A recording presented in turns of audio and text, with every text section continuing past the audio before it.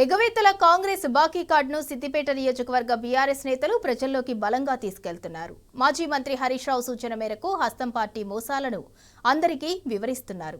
ఇంటింటికి తిరుగుతూ బాకీ కార్డును పంపిణీ చేస్తున్నారు. ఈ నేపథ్యంలో కాంగ్రెస్ పై జనమంతా మండిపడుతున్నారు. ఎగవేతల హస్తం పార్టీకి తగిన గుణపాఠం చెబుతామని తేల్చి చెబుతున్నారు. తల్లి విగ్రహంలో ఉన్నటువంటి బతుకమ్మను కూడా మాయం చేసినటువంటి ఘనత ఈ రేవంత్ రెడ్డికి మరి కాంగ్రెస్ ప్రభుత్వానికి చెల్లుతుంది.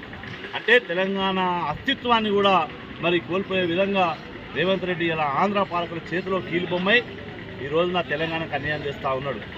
అంతేకాదు ఈ రోజున రైతులకు చూసినట్టయితే రైతు రుణమాఫీ 2 లక్షల రూపాయలను పూర్తి స్థాయిలో అమలు చేయలేక చేతులెత్తేసినటువంటి ఘనత కూడా కాంగ్రెస్ ప్రభుత్వానిదే.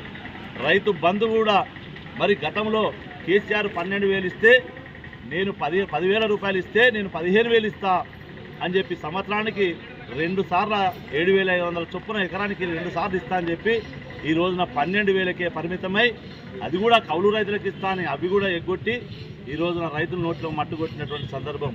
కనీసం యూరియాను కూడా సరిగా సప్లై చేయలేనటువంటి దుస్థితిలో ఈ రోజున కాంగ్రెస్ ప్రభుత్వం ఉంది. మరి అందుకే ప్రజలకు మేము విజ్ఞప్తి చేస్తూ ఉన్నాం. బీఆర్ఎస్ పార్టీ పక్షాన హరీష్ రావు గారి పక్షాన కాంగ్రెస్ పార్టీకి సరైన గుణపాఠం చెప్పాలంటే ఈ వచ్చే ఎన్నికలల్లో ఈ గ్యారంటీ కార్డు ద్వారా ప్రతి ఇంటికి కూడా మేము సమాచారం చేరవేస్తూ ఉన్నాం. మరి ఇందులో ఉన్నటువంటి మరి ప్రజలందరూ కూడా క్షుణ్ణంగా పరిశీలించండి. ఈ కాంగ్రెస్ ప్రభుత్వం ఏవేవైతే ఎగవేత వేసిందో వాటిని ఇచ్చిన తర్వాతనే ఓట్లు అడగాలని చెప్పి కాంగ్రెస్ నాయకులు నిలదీయాలని చెప్పి కూడా మేము ఈ సందర్భంగా పిలుపునిస్తూ ఉన్నాం.